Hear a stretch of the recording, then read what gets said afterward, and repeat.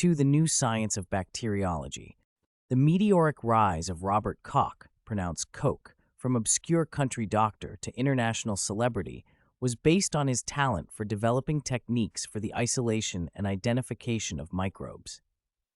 When he was a young physician in a small town near the German-Polish border, his wife bought him a microscope for his birthday, and he started looking at microbes as a pastime in a makeshift laboratory partitioned from his living room by a dropped sheet.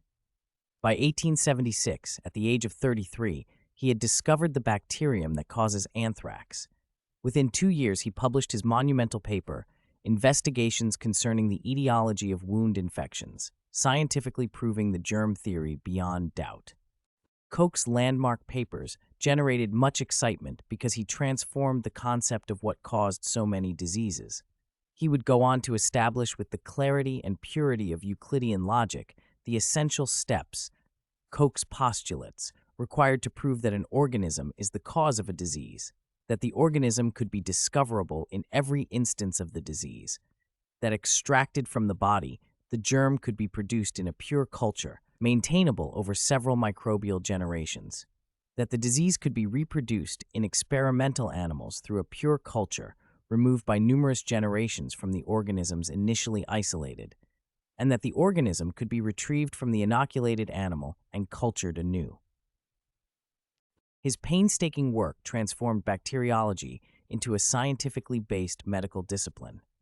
In 1891, 3 years after the Pasteur Institute was established in Paris, the German government founded the Koch Institute for Infectious Diseases in Berlin under his directorship. In this era of European imperialist expansion into Africa, Asia, and the Indian subcontinent, he discovered the bacillus that causes cholera and studied the disease known as sleeping sickness in East Africa. Within a few years, through his pioneering methods, the bacterial causes of a host of other diseases, diphtheria, typhoid, pneumonia, gonorrhea, meningitis, undulant fever, leprosy, plague, tetanus, syphilis, whooping cough, and various streptococcal and staphylococcal infections were uncovered, largely by his students. An earlier chance observation by Koch had resulted in a critical breakthrough in culturing microorganisms. Up to this point, scientists had grown bacteria in flasks of nutrient broth. In the lab, Koch just happened to notice that a slice of old potato left on a bench was covered in spots of different colors. He placed a spot from the potato slice on a slide and saw that all the microorganisms were identical and clearly different from those in another spot. He realized that each spot was a colony of a specific microorganism. The importance of this observation was that in broth, all types of microbes are randomly mixed together and only with great difficulty can be selectively cultured. The potato allowed discrete colonies of separate bugs to grow, enabling distinction and selection from culturing for identification and testing. Serendipity pointed the way to obtain pure cultures. The next step was to develop a more usable culture medium. Adding gelatin to the liquid broth resulted in a solid medium. A tiny loop of platinum wire was used to capture a droplet from a broth containing various species of bacteria, and it was streaked across the surface of the solid broth plate.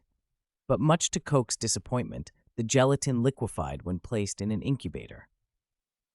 His colleague, Richard Julius Petri, designed a shallow, flat round dish with a cover, and agar, a gelling compound derived from Japanese seaweed, was used as the solid growth medium.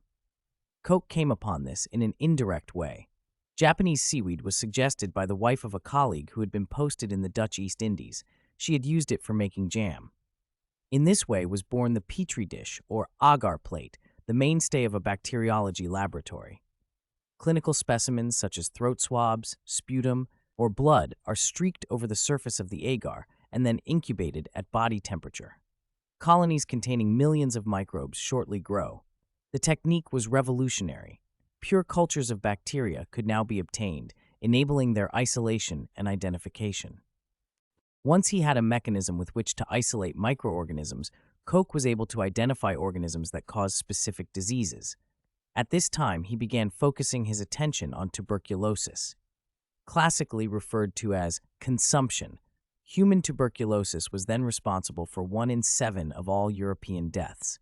Identifying the organism was challenging work over a 4-year period. The tiny rod-shaped organism was difficult to recognize with the staining techniques available at the time. Fortunately, a new advance came to Koch's attention.